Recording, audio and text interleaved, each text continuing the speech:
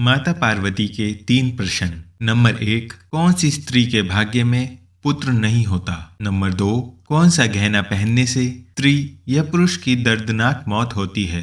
Number 3, स्त्री का कौन सा श्रृंगार उसे स्वर्ग में स्थान दिलाता है? एक बार माता पार्वती भगवान शिव से पूछती है, प्रभु, मुझे कल मेरी एक भक्त ने याद किया तो मैं उसकी विनती टाल नहीं सकी और रात्रि में उसके स्वप्न में पहुंच गई। तो मेरी उस भक्त ने मुझसे 3 प्रश्न पूछे। तो मैंने उससे कहा कि मैं तुम्हें कल पुनः तुम्हारे स्वप्न में आकर तीनों प्रश्नों के उत्तर अवश्य दूंगी। प्रभु, जब से मेरी भक्त ने मुझसे यह 3 प्रश्न पूछे हैं, तब से मेरा मन विचलित हो गया है। अतः आप मुझे उन तीनों प्रश्नों का उत्तर बताने की कृपा करें और मुझे संतुष्ट करे, जिससे मैं अपने भक्त को 3 प्रश्नों के उत्तर दे सकूं। भगवान शिव कहते हैं कि हे पार्वती, ठीक है, तुम अपने तीनों प्रश्न बताओ, मैं तुम्हें उत्तर देने का पूरा प्रयास करूंगा। तो माता पार्वती कहती है कि हे प्रभु, मेरा पहला प्रश्न है कि कौन सी स्त्री के भाग्य में पुत्र नहीं होता? मेरा दूसरा प्रश्न है कि कौन सा गहना पहनने से स्त्री या पुरुष की दर्दनाक मौत होती है? और मेरा तीसरा प्रश्न है कि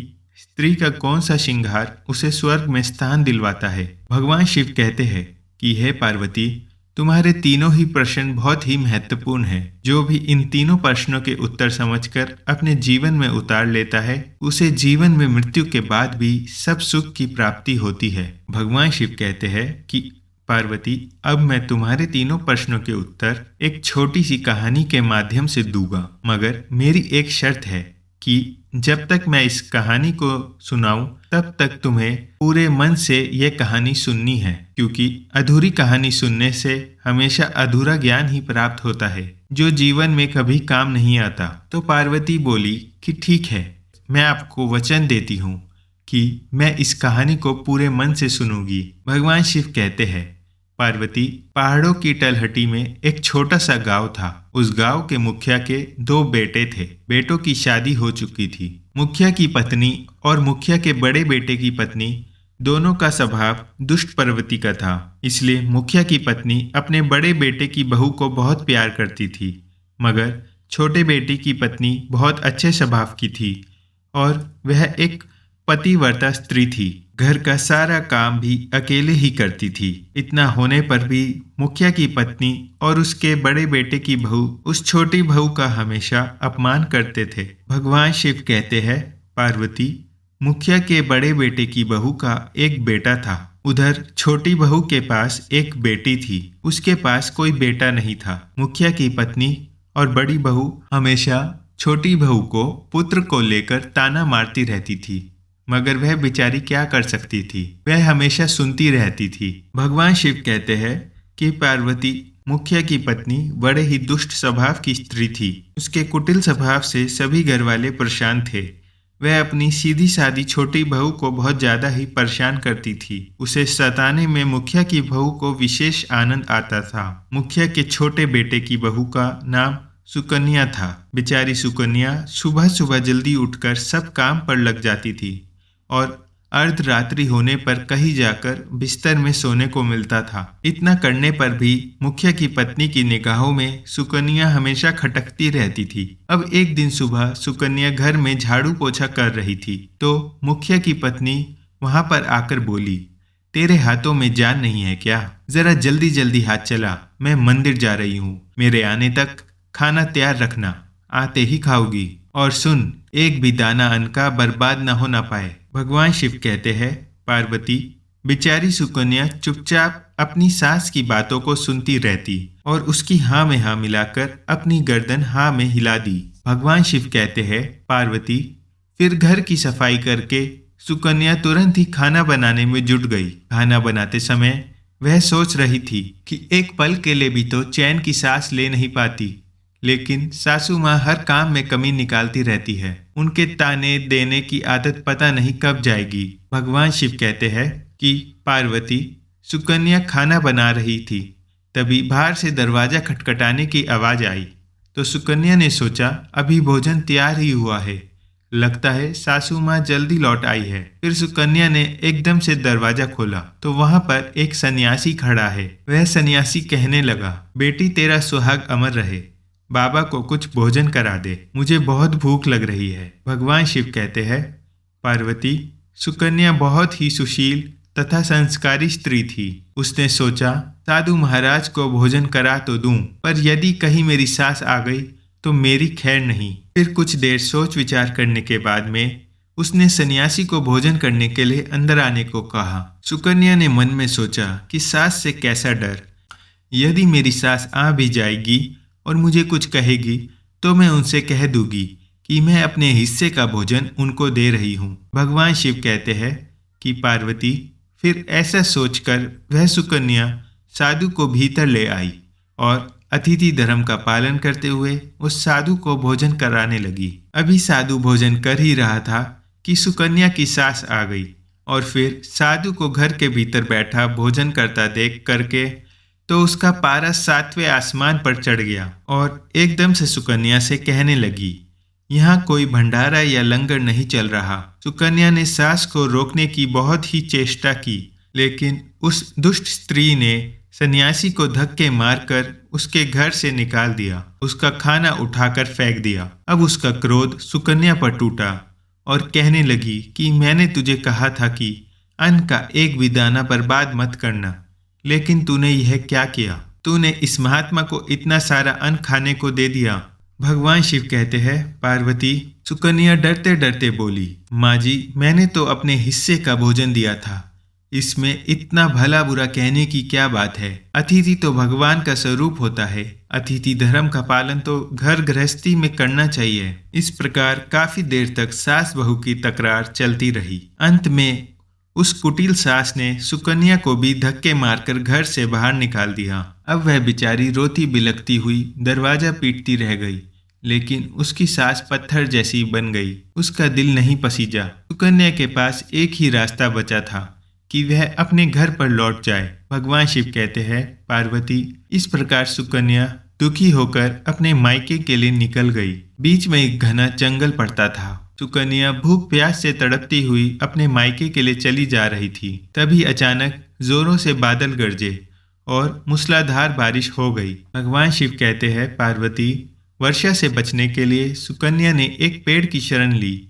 लेकिन वर्षा का वेग इतना तीव्र था कि बचना मुश्किल हो गया। किसी पेड़ की जड़ में एक कटोर बना था।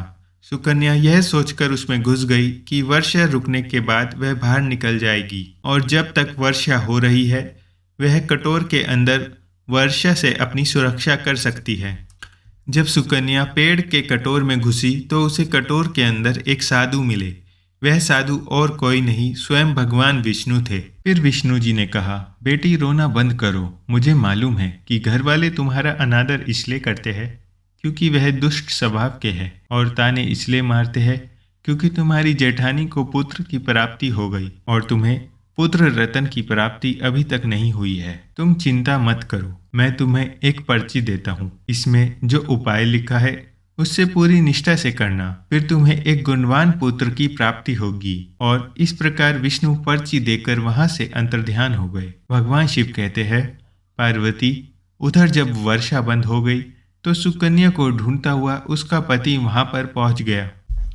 फिर वह सुकन्या अपने पति को लेकर के मायके ना जाकर इस जंगल में एक कुटिया बनाकर रहने लगी। फिर एक दिन सुकन्या को पुत्र का ख्याल आया और सोचने लगी, यदि मेरे पास एक भी पुत्र होता तो ससुराल में मेरी भी इज्जत होती। और वह सुकन्या ऐसा सोच ही रही थी कि तभी उसे संत की दी हुई वह पर्ची याद आ गई। फिर सुकन्या ने पुत्र प्राप्ति के लिए उस पर्ची को पढ़ा तो उसमें लिखा था कि बेटी, पुत्र प्राप्ति के लिए स्त्री को रात्रि के शयन काल में पुरुष के बाईं तरफ सोना चाहिए। ऐसा करने से कुछ समय के बाद में बाईं करवट लेटने से नाक का दाया स्वर और दाहिना करवट लेने से नाक का बायां स्वर चालू हो जाता है। फिर जब भी पुत्र प्राप्ति की इच्छा हो तो उस स्थिति में मिलने से पहले यह निश्चित कर लेना चाहिए कि पुरुष का दाया स्वर चलने लगे और स्त्री का बायां स्वर चलने लगे। इस समय गर्भ धारण किया जाना चाहिए। ऐसा करने से निश्चित ही पुत्र की प्राप्ति होती है। इसके विपरीत नाक का स्वर चलने से पुत्री की प्राप्ति होती है। पर्चे में आगे लिखा था कि मासिक धर्म शुरू होने के प्रथम 4 दिवसों में मिलन से पुरुष रुवंता को प्राप्त होता है। 5वीं रात्रि में मिलन से कन्या की प्राप्ति होती है। 6ठी रात्रि से मिलने से पुत्र प्राप्त होता है। 7वीं रात्रि से मिलने से बंध्या पुत्री होती है और 8वीं रात्रि में मिलने से ऐश्वर्यशाली पुत्र होता है। 9वीं रात्रि में मिलने से ऐश्वर्यशाली पुत्री प्राप्त होती है। 10वीं रात्रि में मिलने से अति श्रेष्ठ पुत्र होता है। 11वीं रात्रि में मिलने से सुंदर प्रसन्नदित आचरण वाली कन्या होती है। 12वीं रात्रि में मिलने से श्रेष्ठ और गुणवान पुत्र होता है। 13वीं रात्रि में मिलने से चिंतावर्धक कन्या और 14वीं रात्रि को मिलने से सतगुणी और बलवान पुत्र प्राप्त होता है। 15वीं रात्रि के मिलने से लक्ष्मी स्वरूप पुत्री और 16वीं रात्रि में मिलने से सर्वज्ञ पुत्र रत्न की प्राप्ति होती है। भगवान शिव कहते हैं कि पार्वती, इस प्रकार उस सुकन्या ने 16वीं रात्रि को अपने पति से मिलन करके गर्भ धारण किया। अब सुबह को स्नान आदि क्रिया से निर्मित होकर पूजा पाठ करके उस सुकन्या का पति लकड़ी काटने चला गया। तब ऐसा तूफान आया कि सुकन्या की झोपड़ी तूफान में उड़ गई और भारी वर्षा होने लगी और फिर वह सुकन्या वर्षा से बचने के लिए एक पेड़ के कटोर में घुस जाती है। यह वही पेड़ था जिसमें पहले भी सुकन्या वर्षा से बचने के लिए छुप गई थी और सुकन्या ने पेड़ के ऊपर अपना पता लिख दिया ताकि जब उसका पति वापस आए तो पेड़ पर लिखा हुआ पता पढ़कर इस कटोर के पास आ जाए। भगवान शिव कहते हैं, पार्वती, उधर वह सुकन्या जिस कटोर में जाकर छुपती है वो कटोर एक पेड़ की जड़ में बना हुआ था। उस पेड़ के ऊपर 2 राक्षसियों का निवास स्थान था। इधर तो वह सुकन्या वर्षा से बचने के लिए कटोर में छुपी हुई थी, उधर वह दोनों राक्षसी वर्षा से होकर पेड़ की तरफ भागी आ रही थी। फिर पेड़ पर आकर एक राक्षसी कहने लगी, अब तो चला भी नहीं जाता, वरना मन तो कर रहा है कि सोना टापू पर चली जाऊं। तो दूसरी राक्षसी बोली, इसमें भी क्या बड़ी बात है, ये पेड़ हमें अभी उड़ा करके वहीं पहुंचा देगा जहां पर सोने का टापू है। और ऐसा कहकर वह दोनों राक्षसी पेड़ की डाल पर बैठ गई और पेड़ एकदम से उड़ने लगा। उधर सुकन्या कटोर में छुपी हुई थी। कटोर में घुसते ही सुकन्या को नींद आ गई। पेड़ के उड़ने से लगने वाले धक्कों से सुकन्या की नींद खुल गई और पेड़ को उड़ता देख वह सुकन्या एकदम से घबरा गई। फिर जब सुकन्या ने बाहर झांक कर देखा तो पेड़ की डाल पर 2 राक्षसी बैठी थी। अंततः सुकन्या ने फिर से परिस्थितियों के साथ समझौता कर लिया और सोचा कि अब जो होगा अच्छा ही होगा। और फिर कुछ देर की उड़ान के बाद वह पेड़ एक सोना टापू पर पहुंचकर उतर गया। उधर दोनों राक्षसियों को भूख लग रही थी। वह दोनों शिकार की तलाश में निकल गई। भगवान शिव कहते हैं, पार्वती, उन दोनों राक्षसियों के बाहर जाने के बाद वह सुकन्या कटोर से बाहर निकली और उसने चैन की सांस ली। अब जैसे ही सुकन्या ने सोना टापू पर फैली रेत को देखा तो एकदम से अचंभे में पड़ गई कि यह रेत तो चमचमा रही है।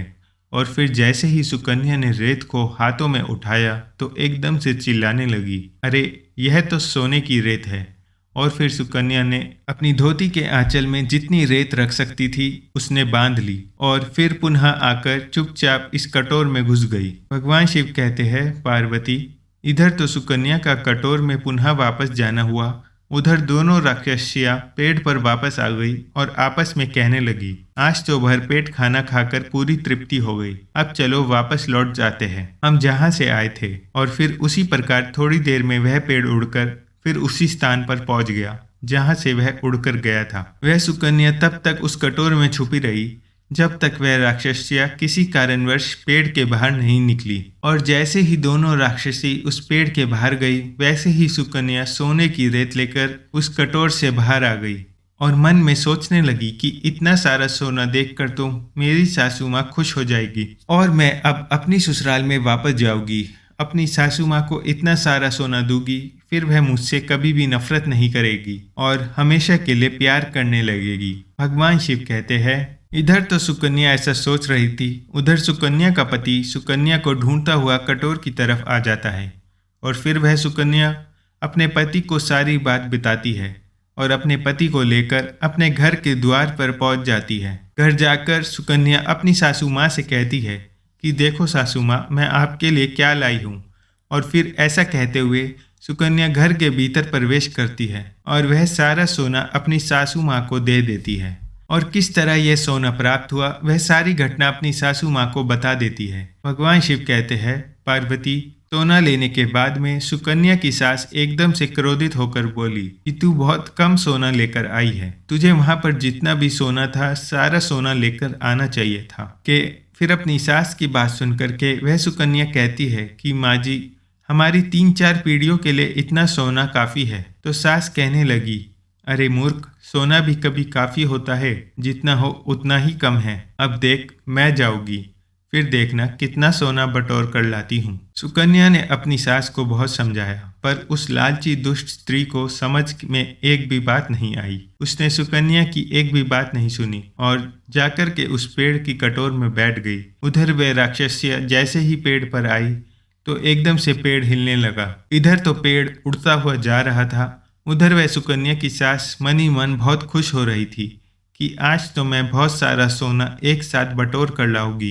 इधर तो सुकन्या की सास अपने मन में खुशियां मना रही थी। उसी समय एक राक्षसी कहने लगी, चलो आज स्वर्ण द्वीप पर ना चलकर के मत्स्य द्वीप पर चलते हैं, आज मछलियां खाने का बहुत मन हो रहा है।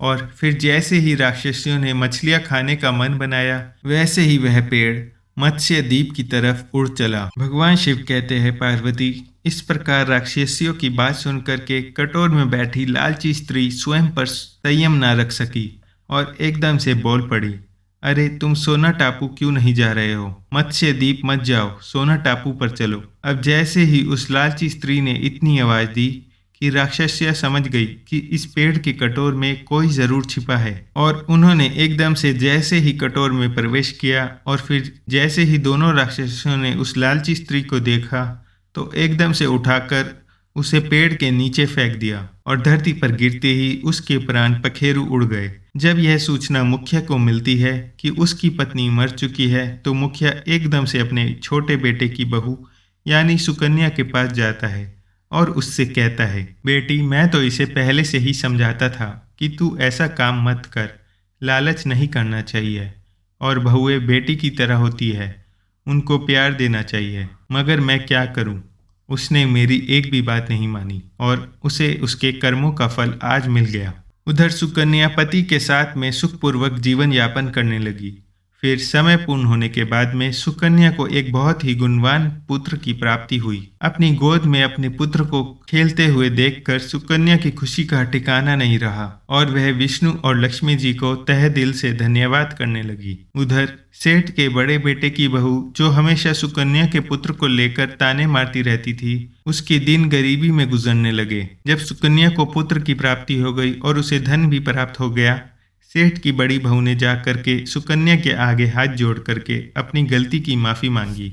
सुकन्या एक बहुत ही पतिव्रता और दयावान स्त्री थी, बहुत ही मधुर संबंधों वाली स्त्री थी, इसलिए वह अपनी जेठानी को माफ कर देती है और जो भी सोना वह लेकर आई थी उसमें से आधा सोना वह अपनी जेठानी को भी दे देती है। और इस प्रकार मुखिया अपनी छोटी बहू की बहुत प्रशंसा करता है। फिर मुखिया का पूरा परिवार बड़े ही प्यार से जीवन यापन करने लगता है। भगवान शिव कहते हैं, इस प्रकार जब समय धीरे धीरे सुखपूर्वक व्यतीत होने लगा तो मुखिया की बड़ी बहू के जो पुत्र हुआ था वह अवगुणी था, इसलिए उसने सारा सोना अवगुणों में बर्बाद कर दिया। और उधर सुकन्या का जो पुत्र हुआ था वह बहुत ही गुणवान था। वह अपने जीवन में इतना आगे बढ़ा कि उसने अपने माँ बाप का नाम रोशन कर दिया। और फिर जब सुकन्या और उसकी जेठानी ने अपना जीवन पूरा जी लिया तो मृत्यु उपरांत सुकन्या को स्वर्ग की प्राप्ति हुई और उसकी जेठानी को नरक में स्थान मिला। भगवान शिव कहते हैं, पार्वती, तुम्हारा पहला प्रश्न था कि कौन सी स्त्री के भाग्य में पुत्र नहीं होता,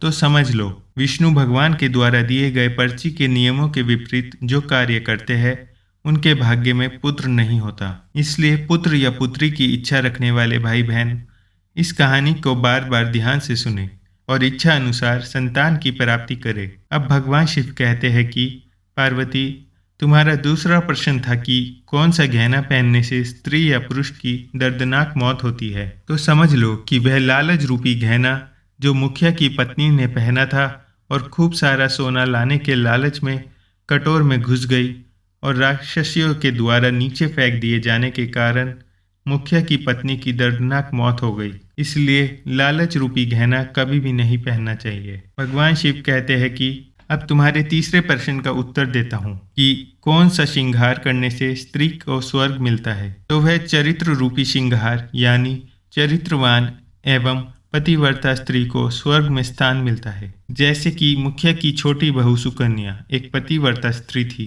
उसका चरित्र बहुत ही उज्जवल था, इसलिए मृत्यु उपरांत उसे स्वर्ग में स्थान मिला। दोस्तों, आपको यह कहानी कैसी लगी कमेंट करके जरूर बताएं। फिर मिलूंगा एक नई कहानी के साथ, और जाने से पहले ओम नमः शिवाय जरूर लिखें, और ऐसी ही और भी बेहतरीन वीडियोस के लिए हमारे पेज आस्तिक को फॉलो करें। धन्यवाद।